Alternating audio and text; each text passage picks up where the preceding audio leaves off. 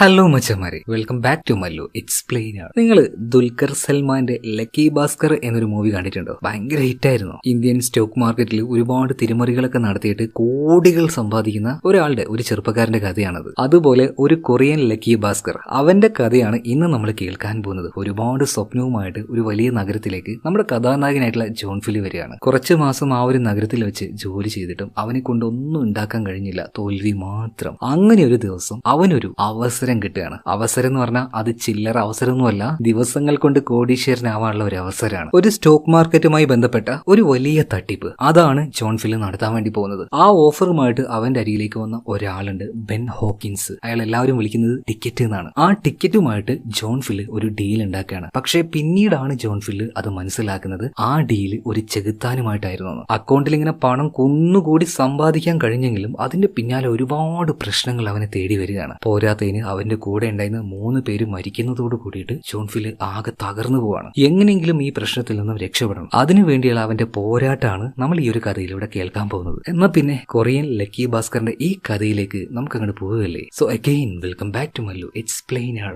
സിനിമയുടെ ആരംഭത്തിൽ തന്നെ കഥാനായകനായിട്ടുള്ള ജോൺ ഫിൽ അവന്റെ വോയിസ് ഓവറിലൂടെയാണ് സിനിമ ആരംഭിക്കുന്നത്. ഒന്നിട്ടതിന് ശേഷം 10 പൂജ്യം ഇട്ട് കഴിഞ്ഞാൽ എത്ര രൂപയായി? 1000 കോടി രൂപ. അതിനേക്കാൾ വലിയൊരു എമൗണ്ട് സമ്പാദിക്കണം എന്നുള്ളൊരു ആഗ്രഹവുമായിട്ടാണ് അവൻ ഈ നഗരത്തിലേക്ക് വന്നിരിക്കുന്നത്. കൊറിയയിലെ ആ ഒരു നഗരം എന്ന് പറഞ്ഞാൽ അതൊരു ചെറിയ നഗരമല്ല, ഒരു സ്റ്റോക്ക് എക്സ്ചേഞ്ച് ഹബ്ബ് എന്ന് വേണമെങ്കിൽ പറയാം. അതായത് സ്റ്റോക്ക് മാർക്കറ്റ് ഷെയർ വാങ്ങുകയും വിൽക്കുകയൊക്കെ ചെയ്യുന്നതിന്റെ ആ രാജ്യത്തിലെ ഒരു ഹബ്ബാണ് ആ ഒരു സ്ഥലം. ഒരു സാധാരണക്കാരന് ഒരു വലിയ കമ്പനിയുടെ ഷെയർ വാങ്ങാനോ വിൽക്കാനോ അങ്ങനെ ഡയറക്റ്റ് ഒന്നും പറ്റില്ല. അതിനിടയിൽ ഒരു ബ്രോക്കറുടെ ആവശ്യമുണ്ട്. ബ്രോക്കർ എന്നൊക്കെ പറഞ്ഞാൽ വലിയ പരിപാടിയാണ് കേട്ടോ. നിങ്ങൾ ഈ കേൾക്കുന്ന പോലെ ചുമ്മാ ഒരു ചെറിയ സെറ്റപ്പ് ഒന്നും ആയിരിക്കില്ല ഈ ബ്രോക്കർമാർ എന്ന് പറയുമ്പോൾ. അതിനായിട്ട് തന്നെ ബ്രോക്കർ എന്ന പേരിൽ ഒരുപാട് കമ്പനികളുണ്ട്. നമ്മുടെ നാട്ടിലെ അപ്സ്റ്റോക്സ്, സെറോദ എന്നൊക്കെ പറയുന്നില്ലേ, അതുപോലെ ഓരോ കമ്പനികൾ. അങ്ങനത്തെ കമ്പനികളിലൊക്കെ ജോലി ചെയ്യുകയാണെങ്കിൽ ശമ്പളത്തിന് പുറമെ ഏതെങ്കിലും കസ്റ്റമറിന് വേണ്ടിയിട്ട് സ്റ്റോക്ക് വാങ്ങുക വിൽക്കുക ഇതൊക്കെ ചെയ്യുമ്പോൾ പ്രോഫിറ്റ് കിട്ടുമല്ലോ, അതിന്റെ ഒരു പെർസെന്റേജും ഇവർക്ക് കിട്ടും. ചുരുക്കി പറയുകയാണെങ്കിൽ ഇതുപോലെയുള്ള ബ്രോക്കർ കമ്പനിയിൽ ജോലി ചെയ്താൽ നല്ല പൈസ ഉണ്ടാക്കാം. അപ്പൊ അങ്ങനെ ഒരു ആഗ്രഹത്തിലാണ് നമ്മുടെ ജോൺ ഫിൽ ഇങ്ങോട്ടേക്ക് വന്നിരിക്കുന്നത്. അവനും ഒരു കമ്പനിയിൽ ജോലി കിട്ടിയിട്ടുണ്ട്. $3000 അടുത്തായിട്ടാണ് ശമ്പളം പറയുന്നത്. അതിന് പുറമെ കമ്മീഷൻ. എന്തായാലും ഒരു കമ്പനിയിൽ ജോലി കിട്ടി അവൻ ആ ഒരു കമ്പനിയിലേക്ക് വരികയാണ്. അവിടെ വെച്ച് തന്നെ കുറച്ച് സീനിയർ ആയിട്ടുള്ള ഒരാളെ പരിചയപ്പെടുന്നുണ്ട്. തൽക്കാലം നമുക്ക് അയാളെ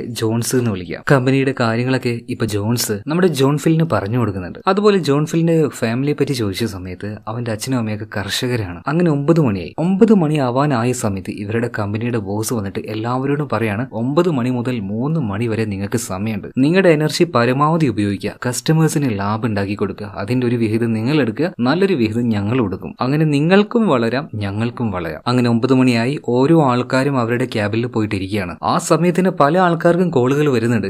ഈ കമ്പനിയുടെ ഷെയർ എനിക്ക് വേണ്ടി വാങ്ങ്, അല്ലെങ്കിൽ ഈ കമ്പനിയുടെ ഷെയർ എനിക്ക് വേണ്ടി വിൽക്ക് എന്നൊക്കെ പറഞ്ഞിട്ട് കുറേ അധികം കോളുകൾ. അങ്ങനെ ഒരു 3 മണി ആവുന്നത് വരെ ഭയങ്കര ബഹളായിരിക്കും കേട്ടോ. അങ്ങനെ 3 മണിയായി. ഇപ്പൊ സ്റ്റോക്ക് മാർക്കറ്റ് ക്ലോസ് ആയിട്ടുണ്ട്. ഇതേ നേരം ഓരോരുത്തരുടെ ക്യാബിന്റെ മുകളിലായിട്ടും അവർ ഏൺ ചെയ്ത ക്യാഷ് കാണിക്കുന്നുണ്ട്. ഓരോ ആൾക്കാരും നല്ല രീതിയിൽ സമ്പാദിച്ചിട്ടുണ്ട്. എന്നാൽ നമ്മുടെ ഹീറോ ആയിട്ടുള്ള ജോൺ ഫിൽ അവന്റെ മുകളിൽ നോക്കുകയാണെങ്കിൽ 0. ഒരൊറ്റ കസ്റ്റമർ പോലും അവന് വിളിച്ചിട്ടില്ല. പുതിയ ആളല്ലേ, ഒറ്റയടിയൊന്നും കസ്റ്റമേഴ്സിന് കിട്ടാൻ പോകുന്നില്ല. അതുകൊണ്ട് തന്നെ അവൻ ഇന്ന് രാവിലെ പരിചയപ്പെട്ട ജോൺസ് ഉണ്ടല്ലോ, അവനെയും കൂട്ടി ചില ക്ലയൻസിന്റെ അടുത്തേക്ക് ചെല്ലുകയാണ്. എങ്ങനെയാണ് ഡയറക്റ്റ് ആയിട്ട് ക്ലയൻസുമായിട്ട് ഡീൽ ചെയ്യേണ്ടത് എന്നൊക്കെ അവനൊന്ന് കണ്ട് പഠിച്ചോട്ടെ എന്ന് കരുതിയിട്ടാണ് ഇങ്ങനെ കൂടെ കൊണ്ടുപോയത്. അപ്പൊ അവർ സംസാരിക്കുന്ന ആ ഒരു കാര്യങ്ങൾ നന്നായിട്ട് തന്നെ പെട്ടെന്ന് നോട്ടില് നമ്മുടെ ജോൺ എഴുതിയെടുക്കുന്നുണ്ട്. എങ്ങനെയാണ് ഒരു സ്റ്റോക്കിന്റെ മൂല്യം കയറുക, അതുമായി ബന്ധപ്പെട്ട ഓരോ കാര്യങ്ങൾ, എപ്പോഴാണ് ഡൗൺ ആവുക, അങ്ങനെയും ഒരുപാട് കാര്യങ്ങൾ. എന്നാൽ ഇതുപോലെ പേപ്പറിൽ എഴുതി വെച്ചാൽ എപ്പോഴെങ്കിലും നഷ്ടമായി പോയില്ലേ. അതുകൊണ്ട് ഇവർ പറയുന്ന കാര്യങ്ങൾ അതുപോലെ റെക്കോർഡ് ചെയ്യാൻ വേണ്ടി ഒരു റെക്കോർഡിംഗ് ഡിവൈസും അവൻ മാർക്കറ്റിൽ നിന്ന് വാങ്ങുന്നുണ്ട്. എന്തായാലും ഇതിനുശേഷം നമ്മുടെ ജോൺ ഫിൽ അവന്റെ ഉറ്റ ചങ്ങാതിയായിട്ടുള്ള ഹാരിയെ കാണിക്കുകയാണ്. അവൻ ജോലി ചെയ്യുന്ന അതേ കമ്പനിയിൽ തന്നെയാണ് ഇതേ ഹാരിയും ജോലി ചെയ്യുന്നത്. പക്ഷെ ഹാരി നമ്മുടെ ഈ ജോൺ ഹില്ലിനെ പോലെ അത്ര ദരിദ്രനായിരുന്നില്ല. അവന്റെ അച്ഛൻ നല്ലൊരു ബിസിനസ്സുകാരനാണ്, സ്വന്തമായിട്ടൊരു കമ്പനി തന്നെയുണ്ട്. അവൻ ഇതുപോലെ ഇവിടെ വന്ന് ജോലി ചെയ്യേണ്ട ആവശ്യമൊന്നുമില്ല. എന്നിരുന്നാലും ഞാൻ എന്റെ വകയായിട്ട് സ്വന്തമായിട്ട് അധ്വാനിക്കാലോ എന്ന് കരുതിയിട്ടാണ് ഹാരി ഈ കമ്പനിയിലേക്ക് വന്നിരിക്കുന്നത്. അതുപോലെ ഹാരിയുടെ ലൈഫ് എന്നൊക്കെ പറഞ്ഞാൽ അത്യാവശ്യം അടിച്ചു പൊളിച്ചുള്ള കുറെ അധികം ഗേൾസ് ഒക്കെ ഫ്രണ്ട് ആയിട്ടുള്ള അങ്ങനെ ഒരാളാണ്. അപ്പൊ തന്റെ കൂട്ടുകാരനെ പോലെ തന്നെ എനിക്കും ആവണമെന്ന് ഉള്ളിന്റെ ഉള്ളിൽ ജോണിനും ഒരു ആഗ്രഹമുണ്ട്. അങ്ങനെ ദിവസങ്ങൾ കടന്നു പോവാണ്. ഒരു ദിവസം ലീവ് കിട്ടിയപ്പോൾ ജോൺ ഇപ്പോൾ അവന്റെ നാട്ടിലേക്ക് പോവാണ്. ഒരു ഉൾഗ്രാമമാണ്. ഞാൻ നേരത്തെ പറഞ്ഞല്ലേ, അവന്റെ അച്ഛൻ്റെ ഒരു കർഷകനാണ്. അങ്ങോട്ടേക്ക് ചെല്ലുകയാണ്, അച്ഛന്റെ കാര്യങ്ങളൊക്കെ നോക്കുകയാണ്. ആ സമയത്താണ് അവനെ വിഷമിപ്പിക്കുന്ന ഒരു കാര്യം അമ്മ പറയുന്നത്. അതായത് അവന്റെ അച്ഛന്റെ തലയിൽ ട്യൂമറാണ്. എന്നാൽ അത് ചികിത്സിക്കാൻ ആവശ്യമായിട്ടുള്ള കാശൊന്നും അവന്റെ കയ്യിലുമില്ല, ആ കുടുംബത്തിന്റെ കയ്യിലുമില്ല. അതുകൊണ്ട് എങ്ങനെയെങ്കിലും ഈ ജോലിയിൽ ഒന്ന് പച്ച പിടിക്കണമെന്ന് അവന് നല്ല ആഗ്രഹമുണ്ട്. അതുകൊണ്ട് തന്നെ സീനിയേഴ്സിനെ നന്നായിട്ട് മണിയടിക്കുന്നുണ്ട്. അവർക്ക് ഇഷ്ടപ്പെട്ട ഫുഡും കാര്യങ്ങളൊക്കെ റെഡിയാക്കി കൊടുക്കുകയാണ്. എല്ലാവർക്കും ആവശ്യമുള്ള എല്ലാം ഇങ്ങനെ ഓടി നടന്ന് ചെയ്യാണ്. ഇതിനിടയിൽ ഇതുവരെയായിട്ടും കോള് വരാത്ത നമ്മുടെ ജോൺഫിലിന് ഒരു കോള് വന്നിരിക്കുകയാണ്. എന്നാൽ വിളിച്ച ആൾ അത്യാവശ്യം നല്ല ധൃതിയിലാണ്. ഏതോ ഒരു കമ്പനിയുടെ പേരും പറഞ്ഞ് അതിന്റെ സ്റ്റോക്ക് വാങ്ങാനോ വിൽക്കാനോ എന്തോന്ന് വേഗത്തിൽ പറഞ്ഞ് ഫോണ് കട്ടിയാണ്. പക്ഷേ ജോൺഫിലിന് ഇയാൾ ആ കമ്പനിയുടെ ഷെയർ വാങ്ങാനാണോ വിൽക്കാനാണോ പറഞ്ഞെന്ന് ഒരു ഐഡിയ കിട്ടുന്നില്ല. അതുകൊണ്ട് തന്നെ ഇങ്ങോട്ടേക്ക് വിളിക്കുന്ന ആൾക്കാരുടെ വോയിസ് എല്ലാം ഒരു റൂമിൽ റെക്കോർഡായിരിക്കും. അപ്പൊ അങ്ങോട്ടേക്ക് ചെന്നിട്ട് ആ വോയിസ് റിപ്പീറ്റ് അടിച്ച് കേൾക്കുമ്പോഴും എന്താണ് അയാൾ ഉദ്ദേശിക്കുന്നത് എന്ന് മനസ്സിലാവുന്നില്ല. എന്നാൽ ഇപ്പോഴത്തെ മാർക്കറ്റ് കണ്ടീഷൻ വെച്ച് നോക്കുകയാണെങ്കിൽ ആ സ്റ്റോക്ക് അതിപ്പോ പർച്ചേസ് ചെയ്യുകയാണെങ്കിൽ ലാഭം ഉണ്ടാവും. അപ്പൊ കസ്റ്റമറിന് നല്ലത് വരട്ടെ എന്ന് കരുതിയിട്ട് അവൻ അത് വാങ്ങുകയാണ്. എന്നാൽ നിർഭാഗ്യവശാൽ സ്റ്റോക്ക് മാർക്കറ്റിന്റെ കാര്യം അറിയാലോ, നേരെ കുത്തിനെ പോയിക്കൊണ്ടിരിക്കുമ്പോൾ ഒറ്റയടിക്ക് താഴേക്ക് വീഴും. ആ പറഞ്ഞതുപോലെ തന്നെ ആ കസ്റ്റമറിന് നഷ്ടം വരികയാണ്. കാരണം നമ്മുടെ ജോൺഫിൽ ആ ഒരു സ്റ്റോക്ക് വാങ്ങുകയാണ് ചെയ്തത്. സത്യം പറഞ്ഞാൽ ആ വിളിച്ച കസ്റ്റമർ ഈ സ്റ്റോക്ക് വിൽക്കാനാണ് പറഞ്ഞത്. അങ്ങനെയാണെങ്കിൽ അയാൾക്ക് പ്രോഫിറ്റ് വരുമായിരുന്നു. അയാൾ പറഞ്ഞത് ചെയ്യാത്തത് കൊണ്ട് തന്നെ പൂരത്തെറി എന്ന് പറഞ്ഞാൽ പൂരത്തെറി. അയാൾക്ക് നഷ്ടമായ കാശ് മുഴുവനും കമ്പനി കൊടുക്കണം എന്ന് പറയാണ്. വേറൊരു നിവൃത്തിയില്ല. അതുപോലെ തന്നെ ഇവിടെ ഒരുപാട് സ്റ്റാഫുകൾ ഉണ്ടെങ്കിലും ഓരോ സ്റ്റാഫുകളുടെ ഓരോ ഗ്രൂപ്പ് ഉണ്ട്. ഇപ്പൊ ജോൺഫില് ഒരു നഷ്ടം ഉണ്ടാക്കിയല്ലേ, അപ്പൊ അവനുള്ള ആ ഒരു ഗ്രൂപ്പിലത്തെ എല്ലാവരുടെയും കമ്മീഷനിൽ നിന്നും ആ പൈസ എടുത്ത് കൊടുക്കാന്ന് ബോസ് തീരുമാനിക്കുകയാണ്. എന്നാൽ ജോൺ ചെയ്ത ആ ഒരു മിസ്റ്റേക്കിന് ബാക്കിയുള്ളവർ എന്തിനാണ് സ്വന്തം കയ്യത്തെ കാശ് കളയുന്നത്? എല്ലാവർക്കും അവനോട് ചെറിയൊരു ദേഷ്യവും അതുപോലെ തന്നെ അവനോട് ഒരു എന്താ പറയുക ഒരു ഇഷ്ടമില്ലായ്മ തോന്നുകയാണ്. ഇത് നന്നായിട്ട് തന്നെ ജോണിന് മനസ്സിലാവുന്നുണ്ട്. അതായത് തൊഴിൽ ചെയ്യുന്ന സ്ഥലത്ത് എല്ലാവരും ഇങ്ങനെ അവഗണിക്കുമ്പോൾ വല്ലാത്തൊരു ബുദ്ധിമുട്ടാവും മനസ്സിന്. അങ്ങനെ രാത്രിയായപ്പോൾ ഭയങ്കര വിഷമത്തിൽ ഒരുപാട് കള്ളു കുടിക്കുകയാണ്. അതുപോലെ തന്നെ കള്ളു കുടിച്ച ആ ഒരു ബോധമില്ലായ്മയിൽ കിടന്ന് കരയുന്നുണ്ട്. അപ്പൊ അവന്റെ വിഷമം കണ്ട് അവന്റെ ടീമിലെ ഒരു സീനിയർ ആയിട്ടുള്ള മറ്റൊരാൾ അവനെ ഹെൽപ്പ് ചെയ്യാന്ന് പറയാണ്. ഈ ഒരു സീനിയറിന്റെ പേര് ചാൾസ് എന്നാണ് കേട്ടോ. തൽക്കാലം നമുക്ക് അങ്ങനെ വിളിക്കാം. അതുപോലെ തന്നെ ഇപ്പൊ കുറച്ച് ദിവസമായിട്ട് ഞാൻ അടുപ്പിച്ച് വീഡിയോ ഇടുന്നില്ല അല്ലേ. എന്റെ സംസാരത്തിലും ചിലപ്പോൾ പ്രശ്നങ്ങളൊക്കെ വരുന്നുണ്ട്. അതായത് എനിക്ക് എന്നെ കൊണ്ട് പ്രോപ്പറായിട്ട് സംസാരിക്കാൻ പറ്റുന്നില്ല. ചെറിയൊരു ഹെൽത്ത് ഇഷ്യൂ ഉണ്ട്. എന്താന്ന് പറയുന്നില്ല. അത് മാറാൻ വേണ്ടി പരമാവധി ഞാൻ ശ്രമിക്കുന്നുണ്ട്. ഇപ്പൊ തന്നെ സംസാരിക്കുന്ന സമയത്ത് എനിക്ക് വാക്കുകളൊന്നും വരുന്നില്ല. വായെല്ലാം ഒട്ടി ഒട്ടി പോവുകയാണ്. എന്ത് ചെയ്യണമെന്ന് എനിക്കൊരു ധാരണയില്ല കേട്ടോ. എന്തായാലും ഒന്ന് റിക്കവർ ആവാൻ വേണ്ടി ഞാൻ ശ്രമിച്ചുകൊണ്ടിരിക്കുകയാണ്. കുറച്ച് സമയം റെക്കോർഡ് ചെയ്യാൻ തന്നെ ഒരുപാട് സമയം വേണ്ടി വരുന്നുണ്ട് എനിക്കിപ്പോൾ. അതുപോലെ തന്നെ സംസാരിക്കുമ്പോൾ എന്താ പറയാ വായ ഇങ്ങനെ ഒട്ടി ഒട്ടി പോകുന്ന ശബ്ദവും കേൾക്കാനുള്ള സാധ്യതയുണ്ട്. അതുകൊണ്ട് അങ്ങനെ ഡിസ്റ്റർബൻസ് തോന്നുകയാണെങ്കിൽ ക്ഷമിക്കണം കേട്ടോ. കുറച്ച് ദിവസം കൂടെ ഞാൻ എങ്ങനെയെങ്കിലും ഇതിൽ നിന്നും റിക്കവർ ആയിട്ട് പുറത്തേക്ക് വരും. ഓക്കെ, എന്തായാലും നമുക്ക് കഥയിലേക്ക് തിരിച്ചു വരാം. അതായത് ഭയങ്കരമായിട്ട് കരഞ്ഞു വീണ ജോണിനെ ഒരാൾ ഹെൽപ്പ് ചെയ്യാന്ന് പറഞ്ഞില്ലേ, ചാൾസ്. ആ ചാൾസ് സ്റ്റോക്ക് മാർക്കറ്റിനെ കുറിച്ചും അതുപോലെ കാശ് സമ്പാദിക്കുന്നതിനെ കുറിച്ചും പല കാര്യങ്ങൾ പറഞ്ഞു കൊടുക്കുകയാണ്. ഈ കാശ് ഉണ്ടാക്കുക എന്ന് പറയുന്നത് അതൊരു കലയാണ്. ആ കല അത് നമ്മൾ നന്നായിട്ട് പഠിക്കണം. നീ ഇപ്പോൾ വന്നിട്ട് കുറച്ചധികം മാസങ്ങളായിട്ടില്ലേ, ഇതുവരെ ക്ലച്ച് പിടിക്കാനായിട്ട് നിന്നെ കൊണ്ട് പറ്റിയിട്ടില്ല. അതുകൊണ്ട് തൽക്കാലം ഞാൻ നിനക്ക് ഒരാളെ പരിചയപ്പെടുത്തി തരാം. മാർക്കറ്റിൽ അയാളെ അറിയപ്പെടുന്നത് ടിക്കറ്റ് എന്ന പേരിലാണ്. പക്ഷെ അയാളുടെ യഥാർത്ഥ പേര് ബെൻ ഹോക്കിൻ എന്നാണ്. നീ അയാളെ ഒന്ന് കണ്ടു നോക്ക്, പറ്റുവാണെങ്കിൽ ഒന്ന് സംസാരിച്ചു നോക്ക്. അത്യാവശ്യം കുഴപ്പക്കാരനാണ്. എന്നിരുന്നാലും നിന്നെ പോലെ തന്നെ തുടക്കകാലത്ത് ഞാൻ ഒരുപാട് സ്ട്രഗിൾ ചെയ്തായിരുന്നു. ഞാൻ രക്ഷപ്പെട്ടത് അയാളുടെ കൂടെ കൂടിയിട്ടാണ്. അയാൾ പറയുന്ന ഓരോ കാര്യം നല്ല രീതിയിൽ ശ്രദ്ധിക്കണം എന്ന് പറഞ്ഞിട്ട് അയാളുമായിട്ടൊരു മീറ്റിംഗ് ഈ ചാൾസ് അറേഞ്ച് ചെയ്ത് കൊടുക്കുകയാണ്. അപ്പൊ അതിനു വേണ്ടിയിട്ട് നമ്മുടെ ജോൺ ഇപ്പൊ നേരെ പോകുന്നത് ഒരു കോഫി ഷോപ്പിലേക്കാണ്. അവിടെ വെച്ച് അവിടെ ഉണ്ടായിരുന്ന ഒരു ഫോണിലേക്ക് ടിക്കറ്റ് വിളിക്കുന്നുണ്ട്. എന്നിട്ട് അവനോട് ഒരു സ്ഥലത്തേക്ക് വരാൻ വേണ്ടി പറയണം. കുറെ വഴികളിലൂടെയൊക്കെ പോയി അവസാനം ഒരു ബിൽഡിങ്ങിന്റെ ടോപ്പിലേക്ക് എത്തുകയാണ്. അങ്ങനെ ആ ബിൽഡിങ്ങിന്റെ ടോപ്പിൽ ഈ ടിക്കറ്റ് നിൽക്കുന്നുണ്ട്. സാക്ഷാൽ ടിക്കറ്റ് തന്നെ. കോടികൾ കൊണ്ട് അമ്മാനാടുന്ന ഒരു മനുഷ്യനാണ്. അയാളെയാണ് ഒരു ഗതിക്കും പരഗതിക്കും ഒന്നിനുമില്ലാത്ത നമ്മുടെ ജോൺ ഫില്ല് കാണാൻ പോയിരിക്കുന്നത്. അവിടെ എത്തിയ പാട് ഞാൻ ടിക്കറ്റ് പറയാണ്. ഒരുപാട് വിള എന്ന് സംസാരിക്കാൻ എനിക്ക് താല്പര്യമില്ല. ഡയറക്റ്റ് ആയിട്ട് നമുക്ക് മാറ്ററിലേക്ക് വരാം. ഞാൻ ചെയ്യാൻ പോകുന്ന കാര്യം, ചെയ്തുകൊണ്ടിരിക്കുന്ന കാര്യം അത് സ്റ്റോക്ക് മാർക്കറ്റ് മാനിപ്പുലേഷൻ ആണ്. നോർമൽ ആയിട്ടുള്ള രീതിയിൽ സ്റ്റോക്കിന്റെ പ്രൈസ് കൂട്ടുകയും കുറയ്ക്കുകയും ചെയ്യാതെ നമ്മളായിട്ട് അതിനെ മാനിപ്പുലേറ്റ് ചെയ്യും. അപ്പൊ അതിനുവേണ്ടി നീ ചെയ്യേണ്ടത്, ഞാനൊരു അഡ്രസ്സ് തരും. ആ പേരിൽ നീ ഒരു അക്കൗണ്ട് ക്രിയേറ്റ് ചെയ്യുക. ആ അക്കൗണ്ടിലേക്ക് ഞാൻ $50 മില്യൺ ട്രാൻസ്ഫർ ചെയ്യും. ആ കാശ് ആ അക്കൗണ്ടിൽ വെച്ച് നീ കാത്തിരിക്കുക. ഞാൻ വിളിക്കുന്ന സമയത്ത് എപ്പോഴാണോ ഞാൻ വിളിക്കുക ആ സമയത്ത് കമ്പനിയുടെ സ്റ്റോക്ക് വളരെ ബൾക്കായിട്ട് വാങ്ങിക്കൂട്ടുക. അതായത് ഒരു സാധാരണക്കാരന് ചിന്തിക്കാൻ പറ്റാത്ത അത്രയും അളവിൽ വലുതായിട്ട് ആ ഒരു കമ്പനിയുടെ ഷെയർ വാങ്ങിക്കൂട്ടുക. അങ്ങനെ ഇഷ്ടമുള്ള സമയത്ത് ഇവർക്ക് ആ ഒരു കമ്പനിയുടെ ഷെയർ കൂട്ടാനും കുറക്കാനും എല്ലാം പറ്റും. ഇതുവഴി സാധാരണക്കാരെ നല്ല രീതിയിൽ കബളിപ്പിക്കാനും പറ്റും. ഈ പറയുന്ന കാര്യങ്ങൾ നിങ്ങൾക്ക് മനസ്സിലാവുന്നില്ലെങ്കിൽ കുഴപ്പമൊന്നുമില്ല. ഇവരിവിടെ ഒരു തട്ടിപ്പ് ചെയ്യാൻ പോവാണ്. ആ രീതിയിൽ നിങ്ങൾ ഈ കഥയെ മനസ്സിലാക്കിയാൽ മതി. എന്തായാലും അവിടുന്ന് തിരിച്ചുപോയി നമ്മുടെ ജോൺ ഫില്ല് ഒരു അക്കൗണ്ട് ഉണ്ടാക്കുകയാണ്. അതിലേക്ക് $50 മില്യൺ വന്നിട്ടുണ്ട്. ഇനി ആ കാശ് വെച്ച് സ്റ്റോക്ക് വാങ്ങാൻ പോകുന്നത് നമ്മുടെ ജോൺ ഫില്ലാണ്. ഈ കാര്യം അറിഞ്ഞ സമയത്ത് കമ്പനിയുടെ ബോസ് അതുപോലെ തന്നെ ബാക്കിയുള്ള സ്റ്റാഫ് ഇവരെല്ലാവരും ആകെ ഞെട്ടിപ്പോവാണ്. ആദ്യമായിട്ടാണ് ഇവനൊരു കോള് വരുന്നത്. ആ കോളിൽ തന്നെ ഇത്രയും വലിയൊരു ഹ്യൂജ് എമൗണ്ട് എല്ലാവരും ആകെ ഞെട്ടിപ്പോകുന്നുണ്ട്. പക്ഷേ ബോസിന് സന്തോഷമായി. ഒറ്റയടിക്ക് തന്നെ കമ്പനിക്ക് വലിയൊരു ലാഭം വരാൻ പോവാണ്. ഈ സ്റ്റോക്ക് വാങ്ങാൻ വേണ്ടി ആള് വിളിച്ചാൽ അയാൾക്ക് നഷ്ടം വന്നാലും ഇല്ലെങ്കിലും കമ്പനിക്ക് ലാഭം കിട്ടും. ഒരു കസ്റ്റമർ കമ്പനിയിലേക്ക് വന്നാൽ മാത്രം മതി. ഓക്കെ,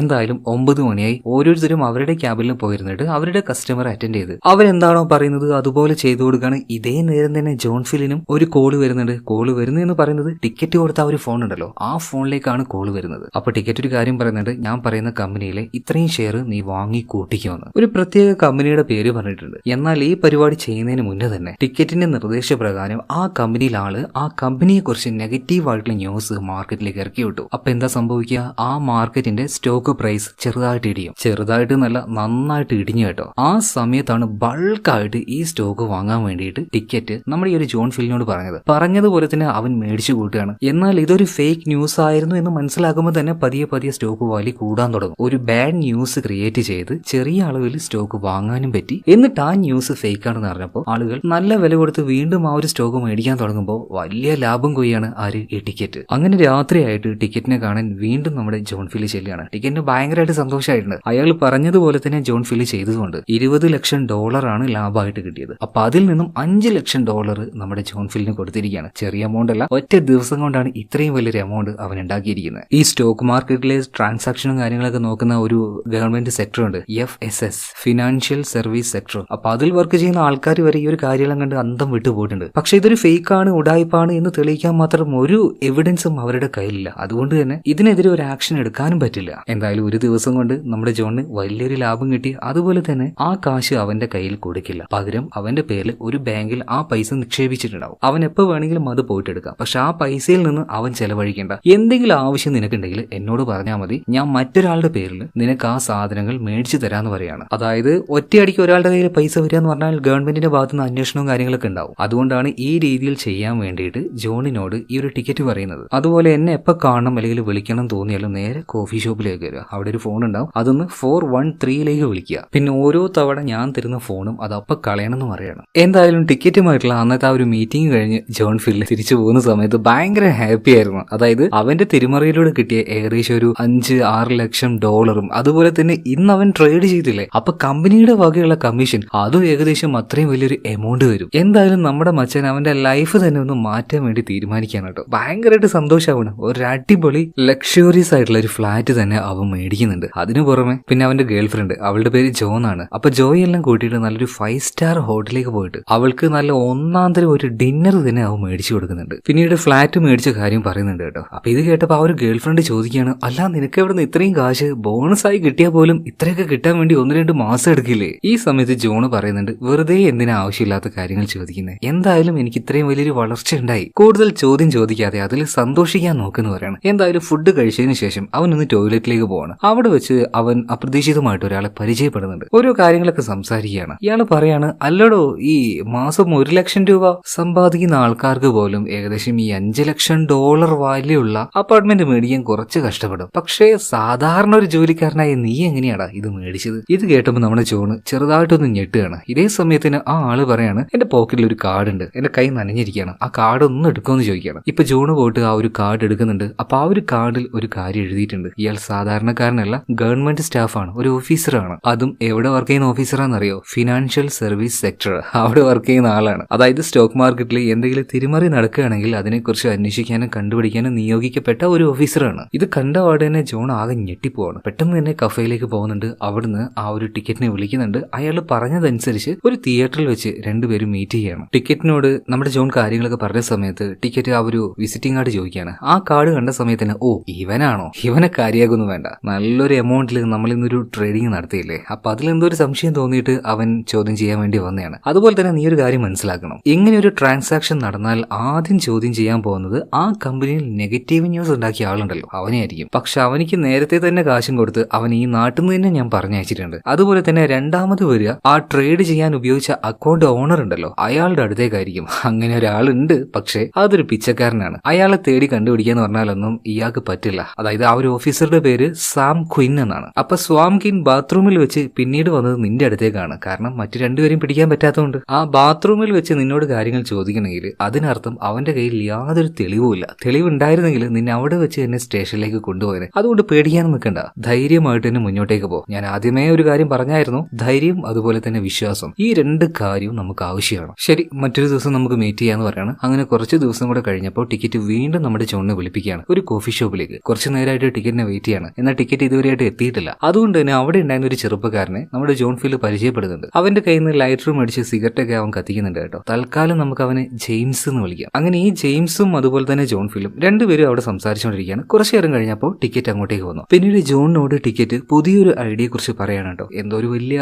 പ്രോഗ്രാം ട്രേഡിങ്ങോ അങ്ങനെ എന്തോ ഒരു പരിപാടിയാണ്. ഇത് സക്സസ് ആയി കഴിഞ്ഞാൽ വരാൻ പോകുന്നത് $18 മില്യൺ ആണ്. വലിയൊരു എമൗണ്ട് ആണത്. ആ 18 മില്യൺ കിട്ടിക്കഴിഞ്ഞാൽ നമ്മുടെ ജോണിന്റെ കമ്മീഷൻ എന്ന് പറയുന്നത് $1.5 മില്യൺ ആണ്. അതും ചെറിയൊരു തുകയല്ല. ലൈഫിൽ സെറ്റിൽഡ് ആവാൻ തന്നെ ആ എമൗണ്ട് മതിയാവും. പക്ഷെ ഇതുപോലെയുള്ള വലിയ വലിയ പ്രോഗ്രാമുകൾ വന്നു കഴിഞ്ഞാൽ നമ്മുടെ ജോൺ ഒറ്റയ്ക്ക് ചെയ്യാൻ കഴിയില്ല. ആ ഓഫീസിൽ തന്നെ അവന് ഈ ഒരു ടിക്കറ്റിന് പരിചയപ്പെടുത്തി കൊടുത്ത ഒരാളുണ്ടല്ലോ, അവന്റെ ഒരു സീനിയർ ചാൾസും കൂടിയൊക്കെ ഉണ്ടെങ്കിലേ ഇത് പ്രോപ്പറായിട്ട് മുന്നോട്ടേക്ക് പോകുള്ളൂ. എന്നാൽ ഇത്തവണ അവനെ കൂട്ടേ വേണ്ട, അവനോട് ഈ ഒരു കാര്യം തന്നെ പറയേണ്ടെന്ന് ടിക്കറ്റ് വാൺ ചെയ്യുന്നുണ്ട്. എന്തെങ്കിലും ഒരു കാരണം അതിന്റെ പിന്നിൽ ഉണ്ടാവും. അതുപോലെ വേറൊരു കാര്യം കൂടെ ഈ ടിക്കറ്റ് പറയുന്നുണ്ട്. ഇത്രയും വലിയൊരു പരിപാടി ചെയ്യാനായിട്ട് നിന്റെ ഒറ്റ കമ്പനിയെ കൊണ്ട് പറ്റില്ല. അതുകൊണ്ട് തന്നെ ഈ കമ്പനിയെ പോലെയുള്ള വേറെയും 4-5 കമ്പനികളുണ്ട്. അവിടെ ഓരോരോ ആൾക്കാർ എനിക്ക് വേണ്ടി വർക്ക് ചെയ്യുന്നുണ്ട്. അപ്പോൾ നിങ്ങളൊരു ഗ്രൂപ്പായിട്ട് വേണം വർക്ക് ചെയ്യാൻ. എന്തായാലും ഓക്കെ എന്ന് പറഞ്ഞിട്ട് നമ്മുടെ ജോൺ അവിടുന്ന് പോവാണ്. അങ്ങനെ ആ ഒരു വലിയ ട്രേഡ് എടുക്കേണ്ട സമയമായിട്ടുണ്ട്. എല്ലാം ഒരു തരം ഒരു കള്ളത്തിലാണ് കേട്ടോ. നോർമലായിട്ട് നിയമപരമായിട്ടൊന്നും അല്ല ഇവർ ഈ വാങ്ങുന്നതും വിൽക്കുന്നതും. അതിന്റെ ഇടയിൽ ചെറിയ ചെറിയ ഉടായ്പകൾ കാണിക്കുന്നുണ്ട്. ചെറുതല്ല, വലിയ ഉടായ്പ്. അതിലേക്ക് നമുക്ക് കൂടുതലായിട്ട് പോകണ്ട.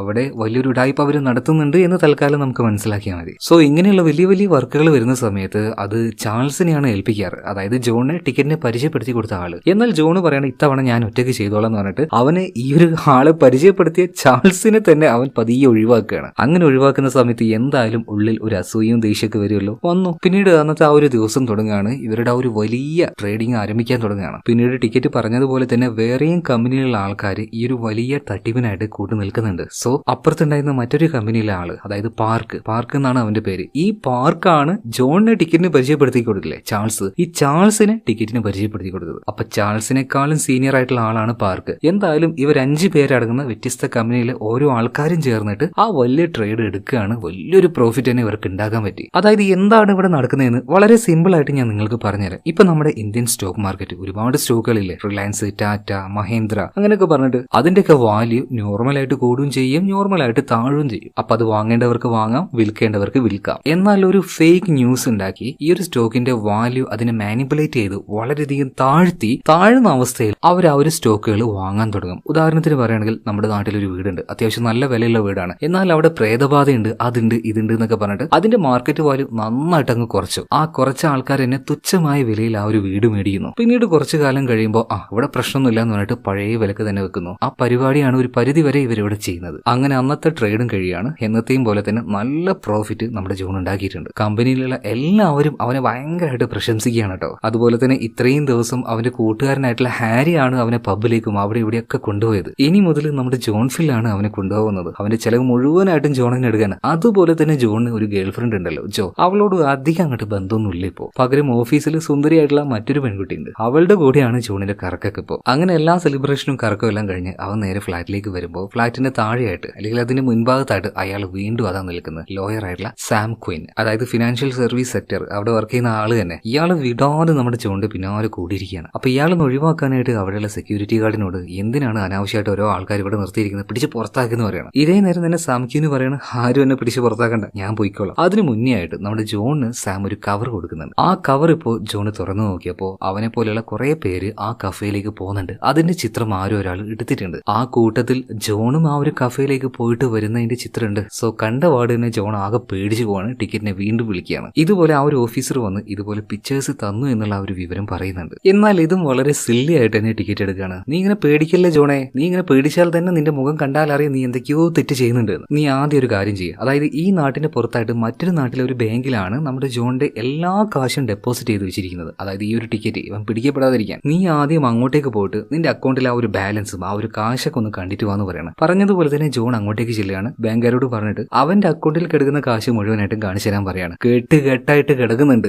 കോടീശ്വരനാണ് അവനിപ്പോ. ഇത് കണ്ട സമയത്ത് അവന്റെ ആ ഒരു പേടിയെല്ലാം മാറുകയാണ് കേട്ടോ. സന്തോഷാവാണ്. മുഖത്ത് ഭയങ്കരമായിട്ട് ചിരി വരുന്നുണ്ട്. ആര് പിന്നാലെ വന്നാലും യാതൊരു കുഴപ്പമില്ല, പോട് പുല്ല് എന്നുള്ള ഒരു ആറ്റിറ്റ്യൂഡിൽ അവൻ അവിടെ ഇരിക്കുകയാണ്. മാത്രമല്ല അതിൽ നിന്ന് ഒരു 2 കെട്ടെടുക്കുകയാണ് അവന്റെ എക്സ്പെൻസിന്. അതുപോലെ തന്നെ ഭയങ്കര റിച്ച് ആയിട്ടുള്ള ആൾക്കാർ വെള്ളമടിക്കാനൊക്കെ പോകുന്ന സ്ഥലം ഉണ്ടല്ലോ, അങ്ങോട്ടേക്കാണ് മച്ചാൻ ഇപ്പോൾ പോകുന്നത്. അങ്ങനെ അവിടെ വെച്ച് ഒരു അമേരിക്കൻ ബിസിനസ്സുകാരനെ പരിചയപ്പെടുകയാണ്. ആളുടെ പേര് വിക്ടർ എന്നാണ് കേട്ടോ. അപ്പൊ ഒരു ഹോളിഡേക്ക് വേണ്ടിയിട്ടാണ് നമ്മുടെ ജോൺ ഫിൽ അങ്ങോട്ടേക്ക് പോയത്. എന്തായാലും ആ ഒരു ഹോളിഡേയിൽ ഈ വിക്ടറുമായിട്ട് അവൻ നല്ല കമ്പനിയാവാണ്, നല്ല സുഹൃത്തുക്കളാവാണ്. പിന്നീട് ഹോളിഡേ എല്ലാം കഴിഞ്ഞ് ജോൺ കമ്പനിയിലേക്ക് തിരിച്ചു വന്ന സമയത്ത് ആകെ പണി പാളിക്കെടുക്കാണ്. കാരണം മറ്റൊരു കമ്പനിയിലും ഇല്ലാത്ത അത്രയും വലിയൊരു ട്രാൻസാക്ഷൻ, വലിയ എമൗണ്ടുകളാണ് ഇവിടെ ഡെയിലി നടന്നുകൊണ്ടിരിക്കുന്നത്. അപ്പൊ അതെന്താണെന്ന് അന്വേഷിക്കാൻ വേണ്ടി ഫിനാൻഷ്യൽ സർവീസ് സെക്ടർ അവിടെ നിന്നും ഡയറക്റ്റ് ആയിട്ട് തന്നെ കുറെ അധികം ഓഫീസേഴ്സ് വന്നിട്ടുണ്ട്. ഈ കമ്പനിയിൽ പലരുടെയും ഫയൽ പരിശോധിക്കാൻ തുടങ്ങുകയാണ്. അപ്പൊ ആ കൂട്ടത്തിൽ നമ്മുടെ ജോണിനോടും ചോദ്യം ചോദിക്കുന്നുണ്ട്. അപ്പോൾ ജോൺ വളരെ ക്ലവർ ആയിട്ട് നോർമൽ ആയിട്ടുള്ള രീതിയിൽ മറുപടി കൊടുക്കുന്നുണ്ട്. പൊന്നു സാറേ, ഷെയർ മാർക്കറ്റ് അത് ഓപ്പൺ ആയി കഴിഞ്ഞാൽ മാർക്കറ്റ് ടൈമിൽ ക്ലയന്റ് വിളിച്ച്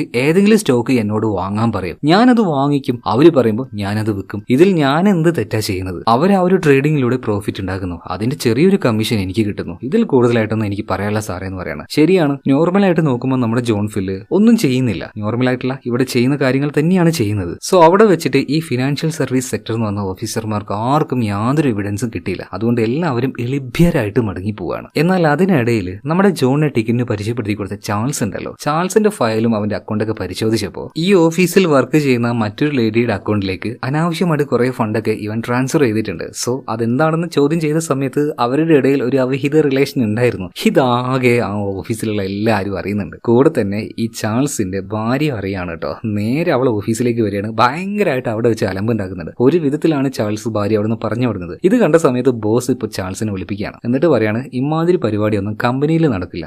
അതുകൊണ്ട് ഒരു കാര്യം ചെയ്യ്, തൽക്കാലം നീ ജോലി വിട്ട് പൊയ്ക്കോന്ന് പറയണം. നിന്റെ ക്ലയൻസ് അതിന് മുഴുവനായിട്ടും ഇനി നമ്മുടെ ജോൺ ഹാൻഡിൽ ചെയ്തോളും പറയണം. എന്നാൽ ഇതെല്ലാം കേൾക്കുന്ന സമയത്ത് ജോൺ ഫിൽ ഒന്നും മിണ്ടാതെ അങ്ങനെ ഇരിക്കുകയാണ് കേട്ടോ. ഇപ്പൊ അവന്റെ അടുത്തേക്ക് ചാൾസ് വന്നിട്ട് പറയണേട്ടാ, നിനക്ക് രക്ഷപ്പെടാനുള്ള ഒരു വഴി കാണിച്ചു തന്നെ ഞാനാണ്. ആ എന്റെ മൂട്ടിലിട്ട് എന്നെ ചുണ്ണാമ്പ് തേക്കണല്ലേ. ഒരു വാക്ക് നമ്മുടെ ബോസിനോട് നീ ഒന്ന് മറുത്ത് പറഞ്ഞോ, എന്നെ സപ്പോർട്ട് ചെയ്ത് സംസാരിച്ചോ? ഇല്ലല്ലോ. നോക്കിക്കോടാ, എല്ലാവർക്കും ഒരു കാലം ഉണ്ടാവും. ഇപ്പൊ നിന്റെ കാലാണ്. നിന്റെ കാലം എപ്പോഴും ഇങ്ങനെ ഒരുപോലെ നിലനിൽക്കില്ലല്ലോ. നീയും ഒരു ദിവസം താഴെ വീഴും. അതിനുവേണ്ടി ഞാൻ കാത്തിരിക്കോടാ. ഇതും പറഞ്ഞ് ഭയങ്കര ദേഷ്യത്തിൽ ചാൾസ് അവിടുന്ന് പോവാണ്. ഇതേ നേരം തന്നെ ജോൺ ഫിൽ ഒന്നും മിണ്ടാതെ അവിടെ ഇരിക്കുന്നുണ്ട് കേട്ടോ. പോട് പുല്ല് എന്ന ആ ആറ്റിറ്റ്യൂഡിൽ, അതായത് അവനെ സഹായിച്ച ഈ ചാൾസിനെ തന്നെ അവൻ മറന്നിരിക്കുകയാണ്. അവന്റെ ആറ്റിറ്റ്യൂഡ് ടോട്ടലി മാറിയിരിക്കുകയാണ്. ഞാൻ പറഞ്ഞല്ലോ, ഓഫീസിൽ വെച്ച് പരിചയപ്പെട്ട സിയാന പാർക്കർ അവളുടെ കൂടെയാണ് ഇപ്പൊ എപ്പോഴും. എന്നാൽ ഈ സിയാനയാണെങ്കിൽ കാശുള്ള ആൾക്കാരുടെ കൂടെ അങ്ങനെ പോകും. അങ്ങനത്തെ ഒരു ക്യാരക്ടറാണ്. ഇത് മനസ്സിലാക്കിയിട്ടും ജോൺ അതൊന്നും നോക്കാതെ അവളുടെ കൂടെ അങ്ങനെ ചുറ്റുകയാണ്. എക്സ്പെൻസീവ് ആയിട്ടുള്ള ഓരോ കാര്യങ്ങൾ അവൾക്ക് അങ്ങനെ മേടിച്ചു കൊടുക്കുകയാണ്. ലൈഫ് മാറി, ഒരുപാട് കാശ് വന്നു. പഴയ സാധനങ്ങളൊന്നും ഇനി ലൈഫിൽ ആവശ്യമില്ല. അവന്റെ എല്ലാം ഉപേക്ഷിക്കുകയാണ്. കൂട്ടത്തിൽ പാവം അവന്റെ പഴയ കാമുകിയായിട്ടുള്ള ജോയെയും ഉപേക്ഷിക്കുകയാണ്. പക്ഷെ ആ ഒരു പെൺകുട്ടി ജോ അവന് വളരെ സിൻസിയർ ആയിട്ടാണ് പ്രണയിച്ചത്. അവൾക്ക് ആ ഒരു വിഷമം താങ്ങാൻ പറ്റിയില്ല. അവൾ അങ്ങോട്ടേക്ക് വന്നിട്ട് ജോണിനോട് ഒരുപാട് ദേഷ്യപ്പെട്ട് സങ്കടപ്പെട്ട് അവിടുന്ന് പോവാണ്. എന്നാൽ ഒരു തരി പോലും കുറ്റബോധം നമ്മുടെ ജോൺ ഫില്ലിന് ഉണ്ടായിരുന്നില്ല. പോയാ പോട്ടെ,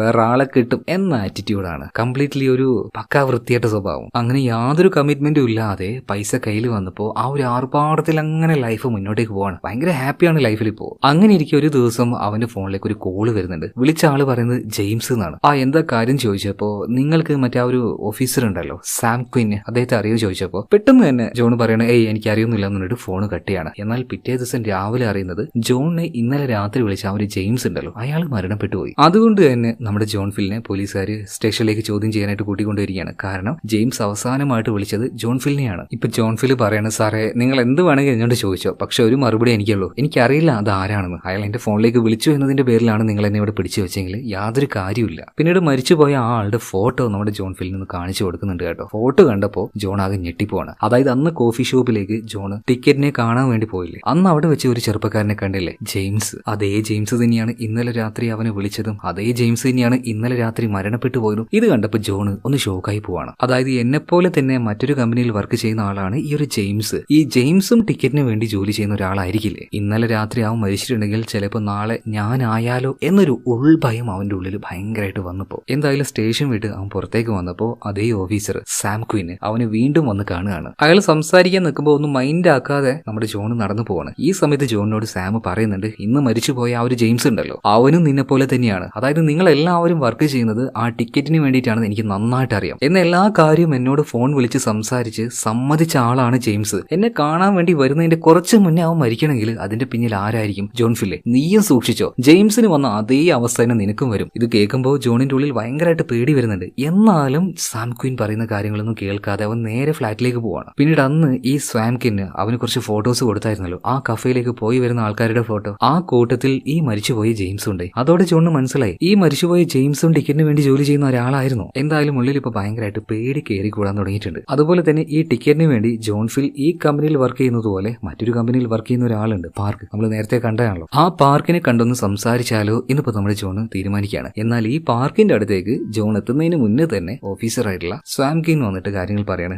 നീയൊക്കെ വർക്ക് ചെയ്യുന്നത് ആ ഒരു ടിക്കറ്റിന് വേണ്ടിയിട്ടാണ് എനിക്ക് നന്നായിട്ട് അറിയാം. നിനക്ക് രക്ഷപ്പെടണമെങ്കിൽ ടിക്കറ്റ് അവനെതിരെയായിട്ടുള്ള തെളിവുകൾ നീ എനിക്ക് തരണം. അതുപോലെ തന്നെ അങ്ങനെ തന്നു കഴിഞ്ഞാൽ നിന്നെ മാപ്പ് സാക്ഷിയാക്കും. നീ പേടിക്കൊന്നും വേണ്ട, നിനക്ക് ധൈര്യമായിട്ട് പുറത്തിറങ്ങി നടക്കാം. എന്തായാലും സാം ക്വീൻ വന്ന് ഭീഷണിപ്പെടുത്തിയ ആ ഒരു ഭീഷണിയിൽ പാർക്ക് ഒന്ന് ഞെട്ടിപ്പോവാണ്. പാർക്ക് നേരെ അവന്റെ ഫ്രണ്ട് ആയിട്ടുള്ള ചാൾസ് ഉണ്ടല്ലോ, ചാൾസിനോട് ഈ കാര്യം ചെന്ന് പറയാണ്. ചാൾസ് ആരാന്നറിയാലോ, ജോൺ ഫില്ല്. അവനെ ടിക്കറ്റിന് പരിചയപ്പെടുത്തി കൊടുത്ത ആളാണ്. ലാസ്റ്റ് അവിടുത്തെ ജോലി വരെ പോയ ആളാണ് ഈ ചാൾസ്. അപ്പൊ എല്ലാത്തിനും കാരണക്കാരൻ ആ ഒരു ടിക്കറ്റിനാണ്. അതിന് പുറമേ തന്നെ ജോണും ഒരു പരിധി വരെ അതിന് കാരണമായിട്ടുണ്ട്. അതുകൊണ്ട് ഇവരോട് രണ്ടുപേരോടും ചാൾസിന് നല്ല ദേഷ്യമുണ്ട്. അതുകൊണ്ട് തന്നെ എങ്ങനെയെങ്കിലും ഈ ഒരു ടിക്കറ്റിനെയും പെടുത്തണം, അതിന്റെ കൂടെ ജോൺ ഫില്ലിനെയും പെടുത്തണം. രണ്ടുപേരും അതിനായിട്ടുള്ള കാര്യങ്ങൾ പ്ലാൻ ചെയ്യാൻ തുടങ്ങി. ഇപ്പൊ മറ്റൊരു സ്ഥലത്ത് നമ്മുടെ ജോൺ ഫില്ലിന്റെ ഉറ്റ ചങ്ങാതി ഉണ്ടല്ലോ, ഹാരി. ഈ ഹാരിയും അതുപോലെ തന്നെ ഫിനാൻഷ്യൽ സർവീസ് സെക്ടറിലെ അവന്റെ ഒരു സുഹൃത്താണ്. അവരുമായിട്ടൊരു ബാറിലിരുന്ന് ഭക്ഷണം എല്ലാം കഴിച്ചുകൊണ്ടിരിക്കുന്ന സമയത്ത് അങ്ങോട്ടേക്ക് സാം ക്വീൻ, അയാളും ഇതേ ഫിനാൻഷ്യൽ സർവീസ് സെക്ടറിൽ വർക്ക് ചെയ്യുന്ന ആളാണ്. സോ കണ്ടപ്പോ തന്നെ ഹാരിയുടെ കൂടെ ഉണ്ടായിരുന്ന ആ ഓഫീസർക്ക് സാം ക്വീനിന് മനസ്സിലാവുകയാണ്. അപ്പൊ തന്നെ പറയുന്നുണ്ട്, എടോ ഇയാൾ ആരാന്നറിയോ, എന്തെങ്കിലും ഒരു ഇടായ്പ് എവിടെയെങ്കിലും നടക്കുന്നുണ്ട് എന്ന് അറിഞ്ഞു കഴിഞ്ഞാണ്ടല്ലോ അതിന്റെ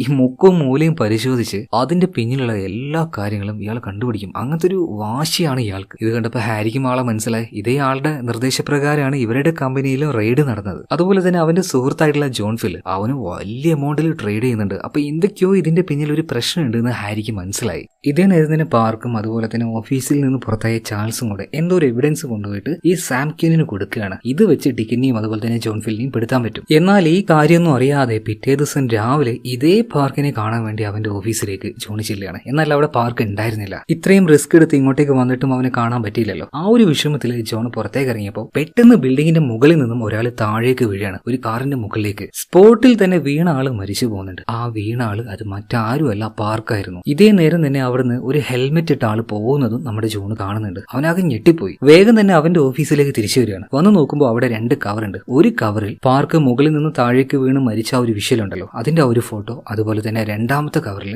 എവിടെ വെച്ചാണ് ഇനി ടിക്കറ്റിനെ മീറ്റ് ചെയ്യേണ്ടത് എന്നുള്ള വിവരം അടങ്ങിയ ഒരു ഡാറ്റ. അവിടെ വെച്ച് തന്നെ ജോണിന് മനസ്സിലായി ആരാണ് പാർക്കിനെ കൊന്നതെന്ന്. ടിക്കറ്റ് തന്നെ. ടിക്കറ്റിനെതിരെ ഒരു കളി ഈ പാർക്കും അതുപോലെ തന്നെ ചാൾസും കൂടി കളിച്ചത് കൊണ്ട് അതിനുള്ള ഒരു പണിഷ്മെന്റ് ആണ് പാർക്കിനിട്ട് കൊടുത്തിരിക്കുന്നത്. എന്തായാലും ജോൺ ഫില്ലിന് ഇപ്പൊ 2 കവർ കിട്ടിയാൽ ഒരു കവറിൽ ടിക്കറ്റിനെ മീറ്റ് ചെയ്യേണ്ട ഒരു സ്ഥലമാണല്ലോ. സോ അങ്ങോട്ടേക്ക് നേരെ ജോൺ ഫില്ല് പോവാണ്. പോകുന്ന വഴിയിൽ കൂട്ടുകാരനായിട്ടുള്ള ഹാർവിയെ കാണുന്നുണ്ട്. ഹാർവി നമ്മുടെ ജോണിനെ വാൺ ചെയ്യുന്നുണ്ട് കേട്ടോ. അനാവശ്യമായിട്ട് എന്തൊക്കെയോ നീ ചെയ്യുന്നുണ്ടെന്ന് എനിക്ക് മനസ്സിലായി. നിന്റെ പിറകാലെ തന്നെ ആ ഒരു സാം ക്വീന് വരുന്നുണ്ട്, നീ ഒന്ന് സൂക്ഷിച്ചോ. അതുപോലെ തന്നെ ആ ഒരു സിയാന പാർക്കർ ഉണ്ടല്ലോ, അവളുടെ പിറകാലെ നടക്കുന്നത് ഒന്ന് നിർത്ത്, കാരണം അവള് ഭയങ്കര മോശം ആളാണ്. ഇത് കേട്ടപ്പോൾ ജോണിന് ഭയങ്കരമായിട്ട് ദേഷ്യം വരികയാണ്. ഹാരിയോട് ചൂടായിട്ട് തന്നെ, നീ എന്തിനാ ഇത് പറയുന്നതെന്ന് എനിക്ക് നന്നായിട്ട് അറിയാം. ഞാൻ നിന്റെ ലെവലിലേക്ക് എത്തിയതിന്റെ അസൂയല്ലടാ. കൂടുതലായിട്ട് സംസാരിക്കാൻ വരണ്ട, എല്ലാത്തിനും ഒരു അതിരുണ്ട്. ആ അതിര് കടന്ന് ഇങ്ങോട്ടേക്ക് വരാൻ നിൽക്കണ്ടെന്ന് പറഞ്ഞിട്ട് ഭയങ്കര ദേഷ്യത്തിൽ ജോൺ അവിടുന്ന് പോവാണ്. ഹാരി അവൻ ഞെട്ടിപ്പോയി. കാരണം ഈ രീതിയിൽ ജോൺ സംസാരിക്കുന്നത് അവൻ ഒരിക്കലും വിചാരിച്ചില്ല. എന്തായാലും ഇതിനുശേഷം ടിക്കറ്റിനെ കാണാൻ വേണ്ടി നമ്മുടെ ജോൺ നേരെ ആ റെയിൽവേ പ്ലാറ്റ്ഫോമിലേക്ക് പോവുകയാണ്. ഇത്തവണ ടിക്കറ്റിനോട് സംസാരിക്കുമ്പോൾ ജോണിന്റെ ഉള്ളിൽ ഒരു പേടി ഉണ്ടായിരുന്നു. കാരണം ഇയാളൊരു സാധാരണ മനുഷ്യനല്ല,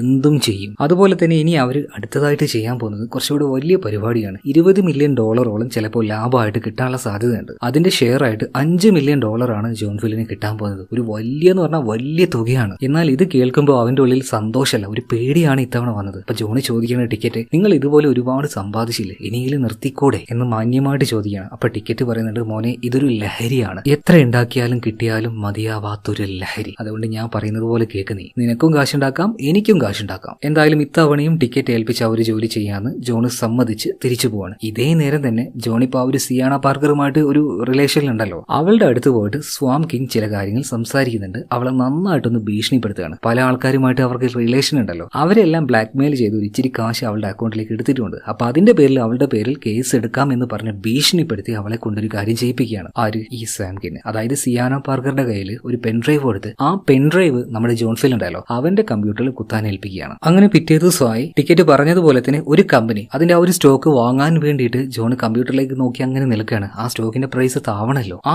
താവാൻ വേണ്ടി എന്താണ് ഈ ടിക്കറ്റ് ചെയ്തതെന്ന് അറിയോ? ആ കമ്പനിയിൽ ഒരു തീപിടുത്തം ഉണ്ടാക്കുകയാണ്. അങ്ങനെ തീപിടുത്തം ഉണ്ടാകുമ്പോൾ എന്തായാലും മാർക്കറ്റിൽ ആ വാർത്ത വരും, ആ കമ്പനിയുടെ ഷെയർ കുറയും. പറഞ്ഞതുപോലെ തന്നെ ഒരു അപകടം നടന്നു, കമ്പനിയുടെ ഷെയർ ഭയങ്കരമായിട്ട് കുറയാണ്. ജോൺ ഫിൽ ഈ ടിക്കറ്റ് പറഞ്ഞതുപോലെ തന്നെ ഒരുപാട് സ്റ്റോക്കുകൾ വാങ്ങി കൂട്ടുകയാണ് ഇപ്പോൾ. പക്ഷെ അപ്പോഴൊക്കെ അവന്റെ ഉള്ളിൽ ആ ഒരു പേടി കൂടിക്കൂടി വരികയാണ്. ഇതുപോലെ ഈ കമ്പനിയുടെ ഷെയറിന്റെ വില കുറയാൻ വേണ്ടിയിട്ട് ആ കമ്പനിക്ക് തീയിടണമെങ്കിൽ ഇയാൾ എന്ത് വേണമെങ്കിൽ ചെയ്യില്ലേ? ഇവന്റെ കൂടെ നിന്ന് അവസാനം എനിക്ക് എന്ത് സംഭവിക്കും എന്ന കാര്യത്തിൽ ഭയങ്കര പേടിയുണ്ടവന്. ഇതേ നേരത്താണ് അൺയൂഷ്വൽ ആയിട്ട് നമ്മുടെ ജോൺ ഫിൽ എന്തൊക്കെയോ ട്രാൻസാക്ഷൻ നടത്തുന്നുണ്ട് എന്ന് ഹാരി കമ്പനിയുടെ ബോസിനോട് പരാതിപ്പെടുന്നത്. അപ്പൊ ബോസ് രണ്ടുപേരെയും വിളിപ്പിക്കുകയാണ്. ആ സമയം നോക്കിയിട്ട് സിയാന പാർക്കർ സ്വാം കിങ്, അതായത് ആ ഓഫീസർ കൊടുത്ത പെൻഡ്രൈവ് അവന്റെ ആ ഒരു ലാപ്ടോപ്പിലല്ല കമ്പ്യൂട്ടറിൽ കുത്തുകയാണ്. ഇതേ നേരം തന്നെ ബോസ് ബോസ് വിളിച്ചിട്ട് ജോൺ ഫിലിനെയും അതുപോലെ തന്നെ ഹാരിയോടും കാര്യങ്ങൾ ചോദിക്കുന്നുണ്ട്. അപ്പോൾ ബോസ് പറയുന്ന കാര്യം ഈ ജോൺ ഫില് കമ്പനിക്ക് വേണ്ടി വർക്ക് ചെയ്തിട്ട് ഒരുപാട് കമ്മീഷൻ നമ്മുടെ കമ്പനിക്ക് വേണ്ടി മേടിച്ചിരുന്നുണ്ട്. ഹാരി, നിന്നെ കൊണ്ട് അതിനൊന്നും പറ്റുന്നില്ലല്ലോ, അതുകൊണ്ട് നീ നിന്റെ ജോലി നോക്കുന്നു പറഞ്ഞിട്ട് അവിടെ വെച്ച് ഹാരിയെ ഇൻസൾട്ട് ചെയ്യാണ്. ജോൺ ഫില് അവനെ നോക്കി ഒന്ന് ചിരിച്ച്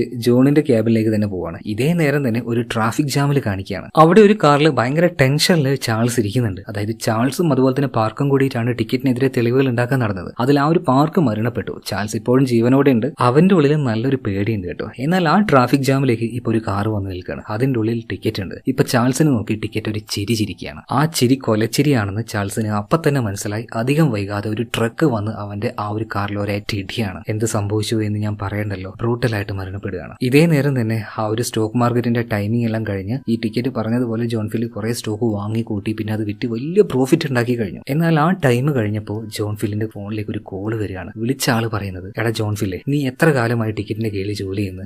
ചെറിയൊരു കമ്മീഷൻ കിട്ടും, ആ എച്ചിക്കാശ് മതി നിനക്ക്. പട്ടിക്ക് എള്ളും കഷ്ണം കൊടുക്കുന്നത് പോലെ അയാൾ നിനക്ക് തരുന്നത്. അത് വെച്ച് എന്തുണ്ടാക്കാനാ? നീ എന്റെ കൂടെ നിൽക്ക്. എന്റെ കൂടെ നിന്നാൽ കിട്ടുന്നതിന്റെ പകുതി നിനക്ക് പകുതി എനിക്ക്. എന്താ സമ്മതാണോ ജോൺ ഫില്ല് എന്ന് ആ ആള് ചോദിക്കുകയാണ്. എന്നാൽ ആ ഒരു കോള് കേട്ട പാടിനെ ജോൺ ചോദിക്കുകയാണ്, അല്ല നിനക്ക് എങ്ങനെ എന്റെ പേര് മനസ്സിലായത്? ഈ ഒരു ടിക്കറ്റുമായിട്ട് ബന്ധമുള്ള ആരുടെ പേരും അങ്ങോട്ടും ഇങ്ങോട്ടും ആർക്കും അറിയില്ല. പിന്നെ എങ്ങനെ നിനക്ക് എന്റെ പേര് മനസ്സിലായി? അങ്ങനെയാണെങ്കിൽ നീ എന്നെ പെടുത്താൻ നോക്കുകയല്ലേ? വെച്ചിട്ട് പോടാന്ന് പറഞ്ഞിട്ട് ഫോൺ കട്ടിയാണ്. സത്യം പറഞ്ഞാൽ ആ വിളിച്ച ആള് മറ്റാരും ആയിരുന്നില്ല, സ്വാംകിൻ ഉണ്ടല്ലോ, ആ ഓഫീസറുടെ ഒരു അസിസ്റ്റന്റ് ആയിരുന്നു. സത്യം പറഞ്ഞാൽ ജോൺ ഫില്ലിനെ പെടുത്താൻ വേണ്ടിയിട്ടുള്ള ഒരു കോള് അല്ലെങ്കിൽ ഒരു ട്രാപ്പ് തന്നെയായിരുന്നു അത്. എന്തായാലും ഇതോട് കൂടിയിട്ട് ജോൺ ഫിൽ ആകെ വിറച്ച ഒരു പരുവായിട്ട് നേരെ ടിക്കറ്റിനെ കാണാൻ വേണ്ടി അയാൾ പറഞ്ഞ സ്ഥലത്തേക്ക് പോവാണ്. അതൊരു ഹോസ്പിറ്റലായിരുന്നു. അവിടെ ചെന്ന് നോക്കിയ ജോൺ ഫിൽ ഞെട്ടിപ്പോവാണ്. അതായത് നേരത്തെ ആ ഒരു ആക്സിഡന്റിൽ ചാൾസ് മരിച്ചിട്ടില്ലായിരുന്നു. മരിക്കാവുന്ന അവസ്ഥയിൽ ഹോസ്പിറ്റലിൽ ആ ബെഡിൽ കിടക്കുകയാണ്. അയാളുടെ തൊട്ടടുത്ത് തന്നെ കൈക്കുഞ്ഞുമാട്ടി ചാൾസിന്റെ ഭാര്യ ഉണ്ടായിരുന്നു കേട്ടോ. ഈ ഒരു കാഴ്ച ശരിക്കും ജോൺ ഫിലിനെ ഞെട്ടിച്ചു കളഞ്ഞു. ഇപ്പൊ അങ്ങോട്ടേക്ക് ഈ ഒരു ടിക്കറ്റും വരികയാണ്. ടിക്കറ്റ് അല്ല, ചെകുത്താനാണ്. അങ്ങനെ മരിക്കാൻ കിടക്കുന്ന ചാൾസിനെ കുറച്ചു നേരം നോക്കിയിട്ട് ഇപ്പൊ ഈ ജോണിനെയും കൂട്ടിയിട്ട് ടിക്കറ്റ് പുറത്തേക്ക് പോവാണ്. എന്നിട്ട് ടിക്കറ്റ് ജോണിനോട് ഒരു കാര്യം പറയുന്നുണ്ട്. നമ്മൾ ഇന്ന് ഉണ്ടാക്കാൻ പോയ ഒരു ഡീൽ ഉണ്ടല്ലോ, അതിനിടയിലേക്ക് കയറി നമുക്കിട്ടൊരു പണി തരാൻ വേണ്ടിയിട്ട് പാർക്കും ചാൾസും കൂടെ ഒരു കളി കളിച്ചു. ഒരു വലിയ റിസ്ക് ആയിട്ടുള്ള ഗെയിമാണ് നമ്മൾ ഈ കളിച്ചുകൊണ്ടിരിക്കുന്നത്. അതിനിടയിൽ ഒരു പാര കിട്ടിക്കഴിഞ്ഞാൽ നമ്മൾ ആകെ തകർന്നില്ലാതായി പോകും. അങ്ങനെ പാര വെച്ചവരെ നമ്മൾ ജീവനോട് വെക്കാൻ പാടുണ്ടോ? ഇല്ല.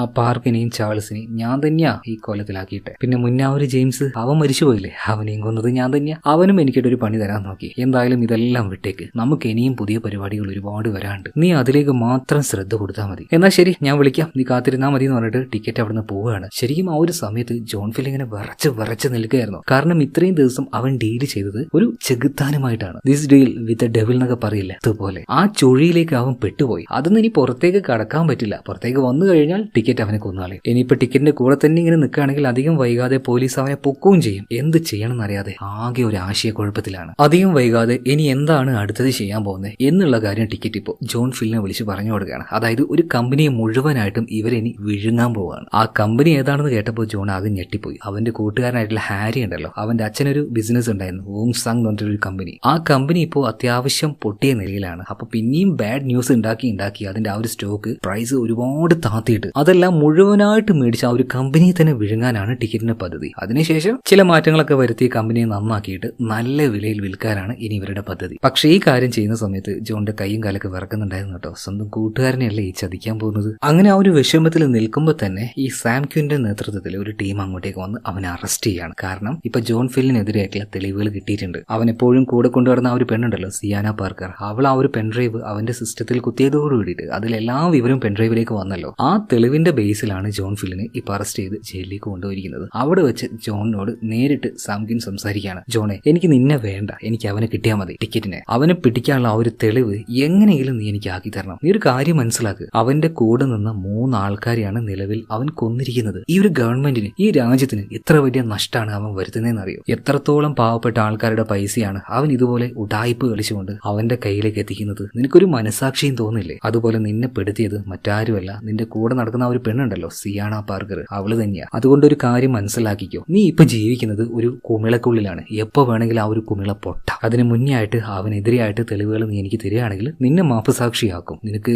ഒരു പ്രശ്നം ഉണ്ടാവില്ല, നിനക്ക് രക്ഷപ്പെട്ട് ഇവിടുന്ന് പോകാന്ന് പറയാണ്. കുറച്ചു നേരം നമ്മുടെ ജോണ് അങ്ങനെ ആലോചിച്ചിരിക്കുകയാണ്. ഈ ടിക്കറ്റ് കാരണം ഉണ്ടായ ക്രൈമുകൾ അവിടെ ഒരു നോട്ടീസ് ബോർഡിൽ വെച്ചിട്ടുണ്ട്. അത് മുഴുവനും കുറെ നേരം ജോൺ അങ്ങനെ നോക്കി നിൽക്കുകയാണ്. അവസാനം ജോണ് തീരുമാനിക്കുന്നുണ്ട്, ഇത് ഇന്ന് ഇവിടെ നിർത്തണം. അതിനെന്തെങ്കിലും ഒരു പ്ലാൻ ഉണ്ടാക്കിയേ മതിയാവുള്ളൂ. അതിനായിട്ട് ജോൺ ഫിൽ ആദ്യം കാണാൻ പോകുന്നത് അവന്റെ സുഹൃത്തുണ്ടല്ലോ, ഹാരിയാണ്. എന്നാൽ ഹാരി പറയുന്നത്, നീ എന്തിനാ എന്നോട് സംസാരിക്കാൻ വരുന്നത്? എപ്പോഴും ഒരു ഡിസ്റ്റൻസിൽ നിൽക്കണം എന്നൊക്കെയല്ലേ നീ പറഞ്ഞത്. ഇപ്പോ നമ്മുടെ ജോണ് പറയണേ, എടോ അന്നത്തെ ആ ഒരു ദേഷ്യത്തിൽ പറഞ്ഞു പോയതാണ്, ദയവ് ചെയ്ത് ക്ഷമിക്ക് നീ എന്നോട്. അതുപോലെ തന്നെ നിങ്ങളുടെ കമ്പനി ആകെ പൊട്ടി നിൽക്കുകയല്ലേ, ചെറിയ വിലക്ക് ഏതോ ചൈനീസ് കമ്പനിക്ക് വിൽക്കാൻ പോകല്ലേ, ഞാൻ വേണമെങ്കിൽ കമ്പനിയുടെ ഷെയർ മുഴുവനായിട്ടും ഒരുമിച്ച് വാങ്ങി നിന്റെ കമ്പനിയെ രക്ഷപ്പെടുത്താം. ഇത് കേട്ടപ്പോൾ ഹാരി ചിരിക്കുകയാണ്. നീ എന്താ ഈ പറയുന്നത്? ഇത്രയും വലിയ എമൗണ്ട് കൊടുത്ത് എന്റെ കമ്പനിയെ നീ വാങ്ങാൻ പോവാന്നോ? ഓൾറെഡി ആ ചൈനക്കാർ ഡീൽ ഉണ്ടാക്കി കഴിഞ്ഞു. ഇപ്പൊ ജോൺ പറയണേ, എടോ അവര് നിനക്ക് തരാൻ പോകുന്നത് ഒരു പിച്ച കാശാണ്, അതൊക്കെ വിട്ടേക്ക്. ഈ ഒരു തവണ കൂടെ ഞാൻ പറയുന്നത് കേക്ക്. നിന്റെ കമ്പനിയുടെ ഷെയർ മുഴുവനായിട്ട് നാളെ രാവിലെ ഞാൻ മേടിക്കാം. പിന്നീട് കമ്പനിയിൽ ഡെവലപ്മെന്റ് കൊണ്ടുവന്ന് ആ ഷെയറിനെ നമുക്ക് നല്ല രീതിയിൽ വിൽക്കാം, നല്ല ലാഭം ഉണ്ടാക്കാം. എന്നാൽ ഹാരിക്ക് ഇതിൽ വലിയ വിശ്വാസമൊന്നുമില്ല കേട്ടോ. എന്നിരുന്നാലും ഈ ഒരു തവണത്തേക്ക് ജോണിനെ അവൻ വിശ്വസിക്കുകയാണ്. പിറ്റേ ദിവസം രാവിലെ ആയല്ലോ, 9 മണി ആയപ്പോൾ മാർക്കറ്റ് ടൈം ആരംഭിക്കുകയാണ്. ഒരു കയ്യും കണക്കുമില്ലാതെ ജോൺ ഇപ്പോ അവന്റെ സുഹൃത്തായിട്ടുള്ള ഹാരിയുടെ കമ്പനിയുടെ ആ ഒരു ഷെയർ, അതിന്റെ വില വളരെ തുച്ഛമായി കിടക്കുകയാണ്. അത് മുഴുവനായിട്ടും വൈകുന്നേരം വരെ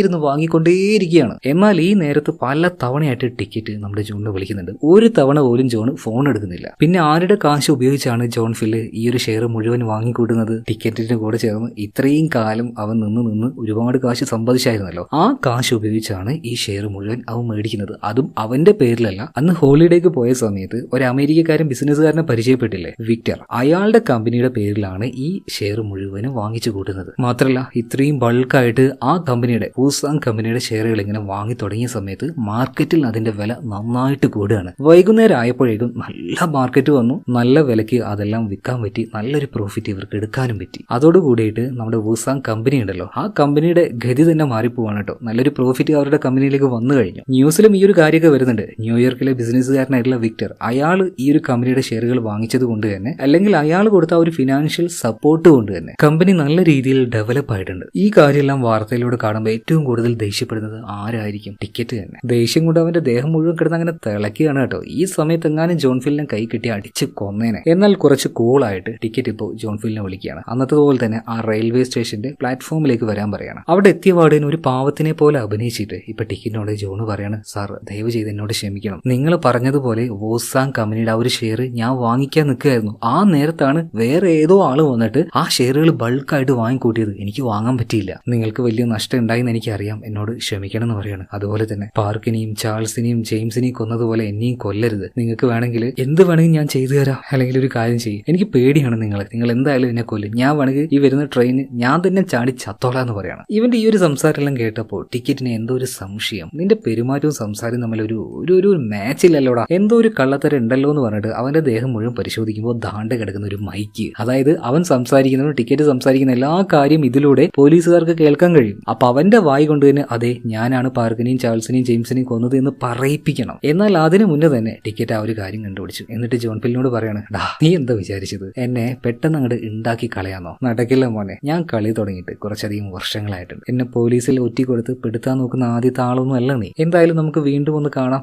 ശരി എന്നാന്ന് പറഞ്ഞിട്ട് ടിക്കറ്റ് അവിടെ നിന്ന് ചിരിച്ചുകൊണ്ട് നടന്നു പോവാണ്. ഇപ്പൊ പോലീസുകാർക്ക് ഇവിടെ എന്താ സംഭവിക്കുന്നത് തിരിയുന്നില്ല. കാരണം ഓൾറെഡി ആ ഒരു മൈക്കെല്ലാം ടിക്കറ്റ് വലിച്ചു പറിച്ച് കളഞ്ഞു. ജോണിനെ നോക്കി ഒരു കൊലച്ചെരിയും ചിരിച്ചുകൊണ്ട് ടിക്കറ്റ് എപ്പോഴത്തെയും പോലെ തന്നെ നടന്നു പോവാണ്. പെട്ടെന്ന് ഒരു ട്രെയിൻ അവിടെ വന്ന് നിൽക്കുകയാണ്. ഒരുപാട് ആൾക്കാർ അവിടെ വന്നിറങ്ങി. ആ കൂട്ടത്തിൽ നമ്മുടെ ജോൺ ഇപ്പോൾ ടിക്കറ്റിനെ കാണാൻ കഴിയുന്നില്ല. അതുകൊണ്ട് തന്നെ ജോൺ കയ്യിലുണ്ടായിരുന്ന ഒരു കെട്ട് കാശ് എടുത്ത് ഒറ്റ ഏറാണ്. ആ ആൾക്കാർ മുഴുവനും കാശ് പെറുക്കാൻ വേണ്ടി കുഞ്ഞ സമയത്ത് അവിടെ നിൽക്കുന്ന ടിക്കറ്റിനെ വീണ്ടും നമ്മുടെ ജോൺ കാണുകയാണ്. എന്നാൽ ഇതേ നേരം ആൾക്കൂട്ടത്തിലെ ഒരാൾ വന്നിട്ട് ജോണിനിട്ട് ഒരു കുത്തു കൊടുക്കുന്നുണ്ട്. രക്തം ഒഴുകി അവൻ താഴെ വീഴുകയാണ്. എന്നാൽ അവനെ കുത്തിയ ആളുടെ കാലിൽ അവൻ ഇറുക്കി പിടിച്ചിരിക്കുകയാണ്. ആ ആള് മറ്റാരുമല്ല, ഈ ടിക്കറ്റിന് വേണ്ടി ബാക്കിയുള്ള 3 പേരെയും കൊന്ന ആ ഒരു കില്ലർ തന്നെയാണ്. അവന്റെ കാലിൽ അപ്പം തന്നെ നമ്മുടെ ജോൺ പിടിക്കാട്ടോ. അവൻ അവിടെ നിന്ന് പോകാൻ കഴിയുന്നില്ല. അധികം വൈകാതെ അങ്ങോട്ടേക്ക് സാംകിനും പോലീസുകാരും എത്തുന്നുണ്ട്. അവിടെ വെച്ച് ഈ പോലീസുകാർ കൈയോടെ തന്നെ ടിക്കറ്റിനെയും അതുപോലെ ടിക്കറ്റിന്റെ ആ ഒരു കില്ലറെയും പിടിക്കുന്നുണ്ട്. പക്ഷെ പിടിച്ചതുകൊണ്ട് യാതൊരു കാര്യമില്ല. ടിക്കറ്റിനെതിരെയായിട്ട് യാതൊരു തെളിവും ഇപ്പൊ നിലവിൽ ഇവർക്ക് കിട്ടിയിട്ടില്ല. ടിക്കറ്റും ആ ഒരു കാര്യം നമ്മുടെ ഈ ഒരു സാമിനെ നോക്കിയിട്ട് പറയുന്നുണ്ട്, ഡാ എന്നെ വേണമെങ്കിൽ ഇപ്പൊ പിടിച്ചോ, പക്ഷെ ഒരു കാര്യമില്ല, യാതൊരു തെളിവും നിന്റെ കയ്യിലില്ല. പിന്നെ എന്ത് ചെയ്യാനാ? ഇവിടെയാണ് ഒരു കിടിലൻ ട്വിസ്റ്റ് കാണിക്കുന്നത്. അതായത് കുത്തേറ്റ് നിലത്ത് വീണ് കിടക്കുന്ന സമയത്ത് ജോൺ ഫില്ല് എഴുന്നേറ്റ് നിന്നിട്ട് അവന്റെ കയ്യിലുണ്ടായിരുന്ന റെക്കോർഡിംഗ് ഡിവൈസ് ഓൺ ആക്കുകയാണ്. എന്നാണോ ആദ്യമായിട്ട് ജോൺ ഫില്ല് ടിക്കറ്റിനെ കാണാൻ പോയത്, അന്ന് മുതൽ അയാൾ സംസാരിച്ച എല്ലാ കാര്യം ഈ ഒരു ഡിവൈസിൽ റെക്കോർഡഡ് ആയിരുന്നു. എന്താ സംഭവിച്ചെന്ന് നിങ്ങൾക്ക് മനസ്സിലായോ? അവൻ ഒരു ഗതിയും പലഗതിയും ഇല്ലാതെ നടക്കുമ്പോൾ അവന്റെ ഒരു സീനിയർ കുറെ ക്ലയന്റിന്റെ അടുത്തേക്ക് അവനെ കൂട്ടി പോയില്ലേ, എങ്ങനെയാണ് ഇവരെ ഡീൽ ചെയ്യേണ്ടത് എന്ന് കാണിച്ചു കൊടുക്കാൻ വേണ്ടിയിട്ട്. അപ്പൊ പേപ്പറിൽ എഴുതുന്ന സമയത്ത് അതൊക്കെ നഷ്ടമായി പോകും എന്ന് കരുതിയിട്ട് അവനൊരു റെക്കോർഡിംഗ് മെഷീൻ മേടിച്ചായിരുന്നു. ആര് സംസാരിക്കുമ്പോഴും മുഴുവൻ റെക്കോർഡ് ചെയ്യുന്ന ഒരു മെഷീൻ. ആ മെഷീൻ അവൻ എപ്പോഴും കൂടെ കൊണ്ടു നടക്കും. ആവശ്യമുണ്ടെങ്കിലും ആവശ്യമില്ലെങ്കിലും ആരോട് സംസാരിക്കുകയാണെങ്കിലും അവൻ അത് ഓൺ ആക്കി വെക്കും. അങ്ങനെ ഈ ടിക്കറ്റിനെ ചതിക്കണമെന്ന് വെച്ചൊന്നും ആ ഒരു മെഷീൻ ഓൺ ആക്കിയതായിരുന്നില്ല. നോർമലായിട്ട് ഇയാൾ പറയുന്ന കാര്യങ്ങൾ ഓർത്തിരിക്കാൻ വേണ്ടി മാത്രം ജോൺ അത് റെക്കോർഡ് ചെയ്തായിരുന്നു ആ ഒരു ഡിവൈസ് ഉപയോഗിച്ച്. എന്നാൽ ആ സാധനം തന്നെ ഇപ്പൊ അവനെതിരെയായിട്ടുള്ള വലിയ തെളിവായിട്ട് അവന്റെ കയ്യിൽ കിട്ടി. അത് കണ്ട സമയത്ത് ടിക്കറ്റ് ആകെ ഞെട്ടിപ്പോവാണ്. മാത്രമല്ല സാമിന് ഭയങ്കര സന്തോഷമായി. ടിക്കറ്റിനെതിരെ വലിയൊരു തെളിവ് കിട്ടിയല്ലോ. ആ സാധനം ജോൺ ഇപ്പോ സാമിന്റെ കയ്യിൽ കൊടുക്കുകയാണ്. ആൾക്കൂട്ടുന്ന് പെട്ടെന്ന് തന്നെ ജോണിനെ കാണാതാവുകയാണ്. പെട്ടെന്ന് തന്നെ ജോണിന്റെ ഫോണിലേക്ക് ഇപ്പൊ സാം വിളിക്കുന്നുണ്ട്. അല്ലടാ നീ അങ്ങോട്ടേക്ക് പോകുന്നേ, കോടതിയിൽ പോയിട്ട് സാക്ഷി പറയണ്ടേ? എന്റെ പൊന്ന് സാറേ, നിങ്ങളുടെ ഉടായ്പൊന്നും എന്റെ അടുത്ത് വേണ്ട. അവിടെ വന്ന് സാക്ഷി പറഞ്ഞാൽ ഞാൻ പെടുമെന്ന് എനിക്ക് നന്നായിട്ട് അറിയാം. നിങ്ങൾക്ക് ടിക്കറ്റിനെ പോരെ, അവനെതിരെയായിട്ടുള്ള തെളിവുകൾ കിട്ടിയിട്ടുണ്ട്. അതുപോലെ വേറൊരു സാധനം കൂടി നിങ്ങൾക്ക് വേണ്ടി ഞാൻ അവിടെ വെച്ചിട്ടുണ്ട്. ആ ടേബിളിന് താഴെയായിട്ട് ഒരു കവറുണ്ട്. ആ കവറിൽ കുറച്ചധികം ഫോണുണ്ട്. ഓരോ തവണ ഞാൻ ടിക്കറ്റിനെ മീറ്റ് ചെയ്യുമ്പോഴും അവൻ എനിക്ക് തരുന്ന ഫോണാണ്. ഓരോ മീറ്റിംഗ് കഴിയുമ്പോഴും അത് കളയാൻ വേണ്ടി അവൻ എന്നോട് പറയായിരുന്നെങ്കിൽ ഞാനത് കളയാറില്ലായിരുന്നു. അത് ഞാൻ സൂക്ഷിച്ചു വെച്ചായിരുന്നു. അതിപ്പോ ഒരു കവറിലിട്ട് ഞാൻ അവിടെ വെച്ചിട്ടുണ്ട്. അത് നിങ്ങൾ എടുത്തോന്ന് പറയാണ്. ഇപ്പൊ സാം പോയി നോക്കുമ്പോൾ ആ ഫോണുകൾ മുഴുവനായിട്ടും കിട്ടി. അതായത് എന്നെ ടിക്കറ്റിന് പുറകുലോകം കാണാൻ പറ്റില്ല, അത്രക്കും വലിയൊരു എവിഡൻസ് അവനെതിരായിട്ട് കിട്ടിക്കഴിഞ്ഞു. ഇതിനുശേഷം ആ ട്രെയിനിൽ പോയിക്കൊണ്ടിരിക്കുന്ന നമ്മുടെ ജോൺ ഫിലിനെ കാണിക്കുകയാണ്. ആകെ തളർന്നു പോയിട്ടുണ്ട്. അവന്റെ കയ്യിൽ ഇപ്പോ ഒന്നുമില്ല. ഒന്നെന്ന് പറഞ്ഞാൽ ഒന്നുമില്ല. ബാങ്ക് ബാലൻസ് എല്ലാം സീറോയാണ്. ഇട്ടിരിക്കുന്ന ഒരു വസ്ത്രം മാത്രമേ അവന്റെ കയ്യിൽ ഇപ്പോൾ ഉള്ളൂ. എന്നിരുന്നാലും രക്തം പോയി ക്ഷീണിച്ച് അവശനായിരിക്കുന്ന സമയത്തും അവന്റെ മുഖത്തൊരു ചിരി കാണാനുണ്ട്. ആ ചിരിയുടെ അർത്ഥം എന്താണ്? സമാധാനം, സന്തോഷം, ഹാപ്പിനെസ്. വളഞ്ഞ വഴിയിലൂടെ ഒരുപാട് സമ്പാദിച്ചിട്ട് യാതൊരു കാര്യമില്ല. അത് സന്തോഷം നൽകാൻ പോകുന്നില്ല. നമ്മൾ ജീവിക്കുന്ന എന്തിനാ? സന്തോഷിക്കാനൊക്കെ തന്നെയല്ലേ. എന്നാൽ ആ സന്തോഷം അവന് കിട്ടുന്നില്ല എന്ന് മനസ്സിലാക്കിയിട്ട് തന്നെയാണ് മുഴുവൻ സമ്പത്ത് ഒഴിവാക്കി ആ ഒരു ട്രാപ്പിൽ നിന്നും അവൻ രക്ഷപ്പെട്ട് പുറത്തേക്ക് വന്നത്. അവസാനത്ത് അവന്റെ ആ ഒരു ചിരിയിലുണ്ട് അതെല്ലാം. എന്തായാലും ഇത് കാണിച്ച് സിനിമ ഇവിടെ തീരുകയാണ്. അപ്പോൾ മറ്റൊരു കഥയുമായിട്ട് നമുക്ക് നാളെ വീണ്ടും കാണാം. Okay, by.